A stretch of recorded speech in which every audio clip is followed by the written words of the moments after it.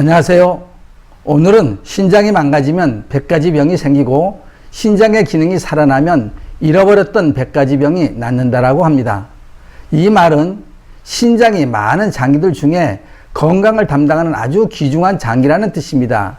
그래서 잃어버린 건강 되찾기 작전으로 먼저 망가진 신장을 살리자라는 주제로 말씀을 드리도록 하겠습니다.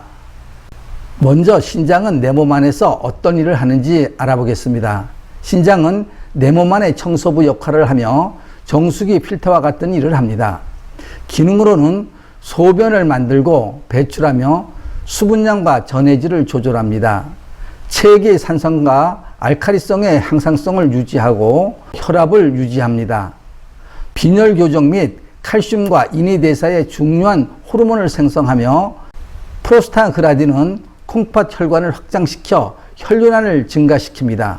또 조절인자 에리트로포ietin의 작용으로 적혈구를 조절하는데 이외에도 수많은 일을 담당하고 있습니다.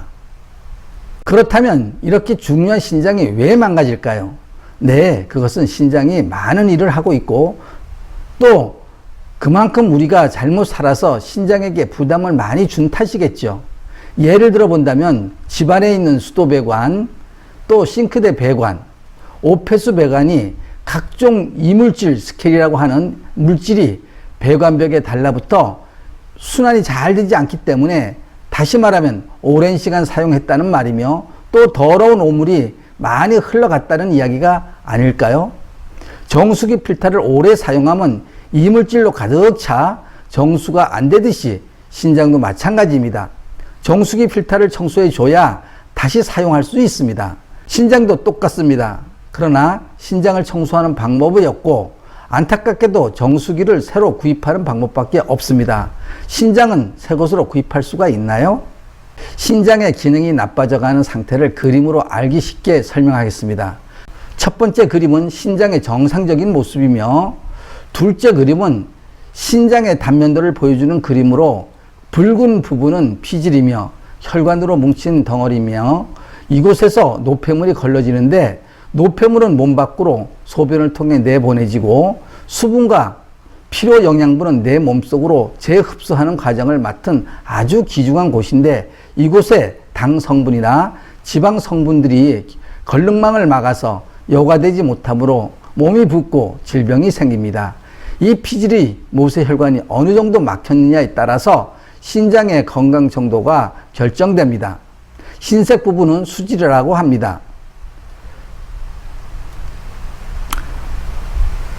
세 번째 그림은 이렇듯 신장의 모세혈관이 노폐물로 가득 차면서 낭종이 생기고 신장이 점점 퇴화되어 가고 있는데 당뇨 환자들에게서 많은 사례를 볼 수가 있습니다. 이때쯤이면 투석을 받게 되지요.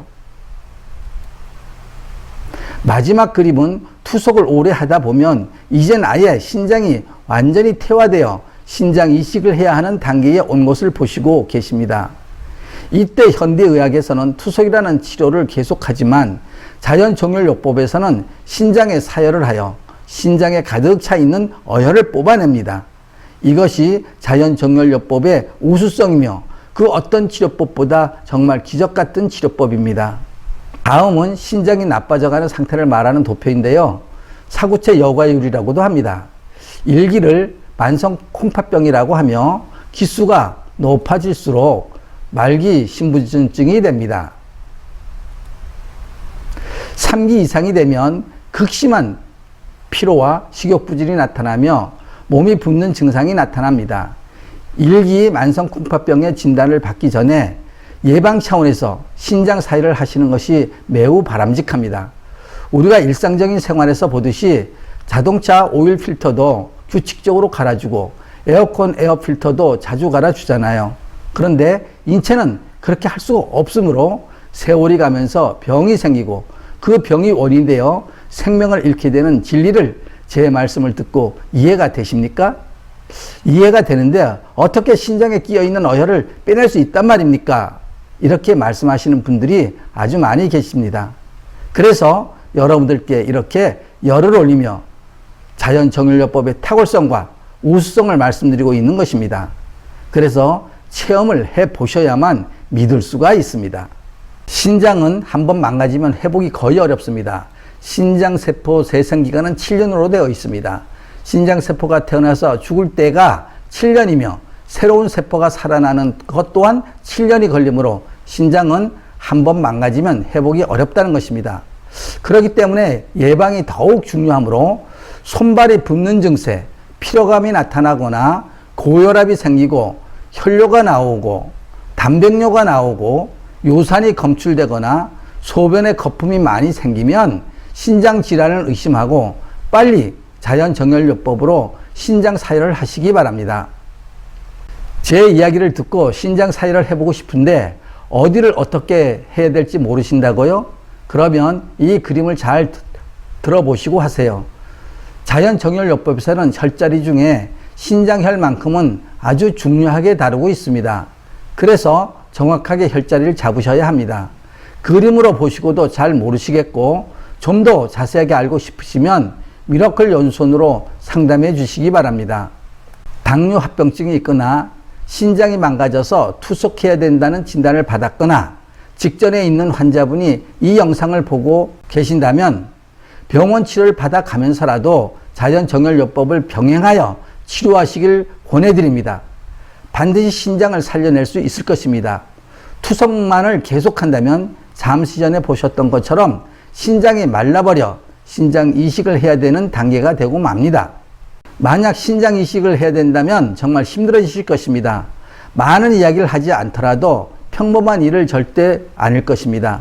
그러니 제 말씀을 들으시고 자연정혈요법으로 치료하신다면 신장의 기능을 되살려 놓을 것입니다.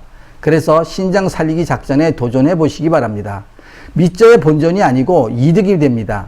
돈이 수백 수천만 원 들어가는 것도 아니고 안전하고 집에서도 할 수 있는 간단한 치료법인데 안 할 이유가 없잖아요. 믿기만 하시면 됩니다. 오늘 말씀에 도움이 되셨다면 구독 신청과 좋아요 그리고 알람을 꾹 눌러주시는 것 잊지 않으셨죠? 추천과 공유를 부탁드리며 많은 환자들이 이 영상을 보시고 건강을 찾는다면 얼마나 기쁜 일이겠습니까? 다음 시간에는 우리 가족에게 발병하는 질환이 유전인가 라는 주제로 더 좋은 내용으로 만나 뵙겠습니다. 한 사람이라도 건강을 되찾기 바라는 마음으로 이 영상을 만들고 있습니다. 다음에 만날 때까지 안녕히 계세요.